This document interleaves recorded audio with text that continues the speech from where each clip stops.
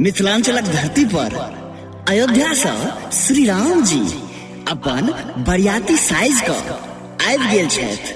एही क्रम में एकटा सुंदर सन मधुर भजन लक आबि रहल छथि पंडित लक्ष्मण जी ललन। तो आओ सुनल जाओ इस सुंदर सन राम भजन। प्रस्तुति एपी प्रोडक्शन, लक्ष्मी सागर, दरभंगा।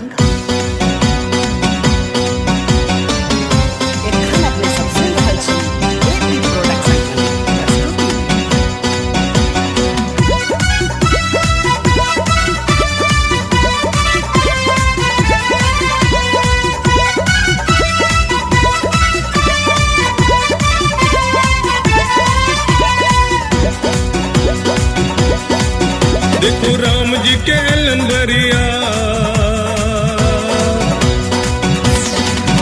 देखो राम जी के लंबरिया, जनकपुर नगरी में, जनकपुर नगरी में, जनकपुर नगरी में, मिथिला नगरी में सद आयल ढोलिया कहा,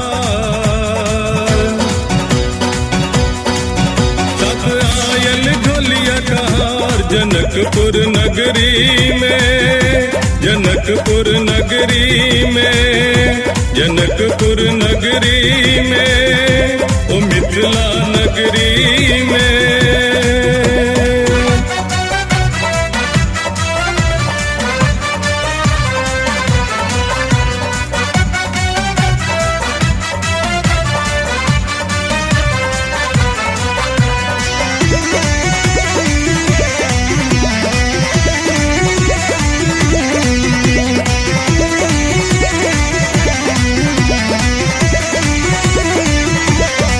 हाथी चरल के घोड़ा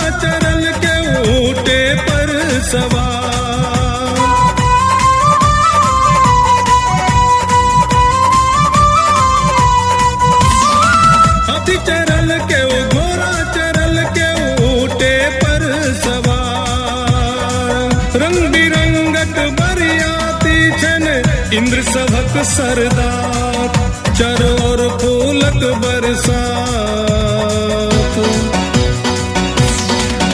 चरोर फूलक बरसात, जनकपुर नगरी में, ओ मिथिला नगरी में, जनकपुर नगरी में, ओ मिथिला नगरी में।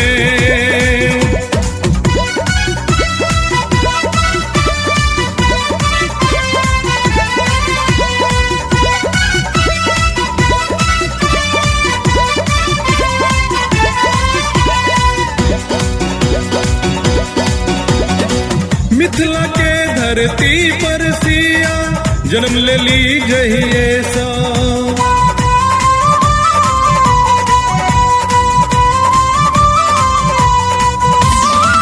मिथिला के धरती पर सिया जन्म ले ली जहिए सा, मर्यादा पुरुषोत्तम कहबत राम लात ही सा, बर बनला सबक सरकार, बर बनला सबक सरकार, जनकपुर नगरी में, ओ मिथिला नगरी में, जनकपुर नगरी में, ओ मिथिला नगरी में।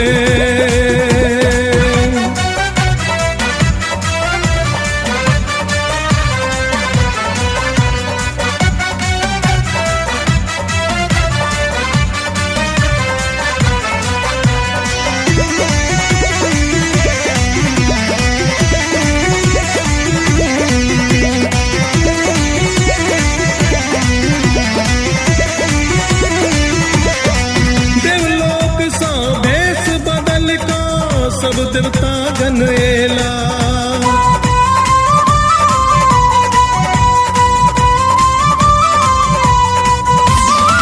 देवलोक सा बेस बदल का सब देवता गनेला, जगते चारों दिया जमाई के जनक जी नैन जुरेला, तृप भेला दशरथ महाराज,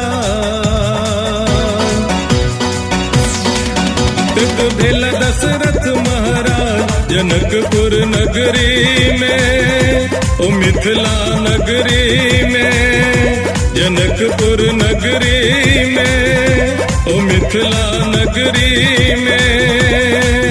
देखो राम जी के लंबरिया,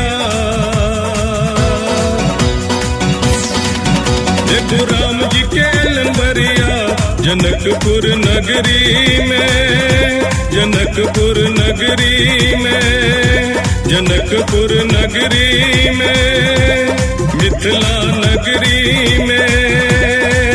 सद आयल ढोलिया कहा, सद आयल ढोलिया कहार, जनकपुर नगरी में, जनकपुर नगरी में, जनकपुर नगरी में।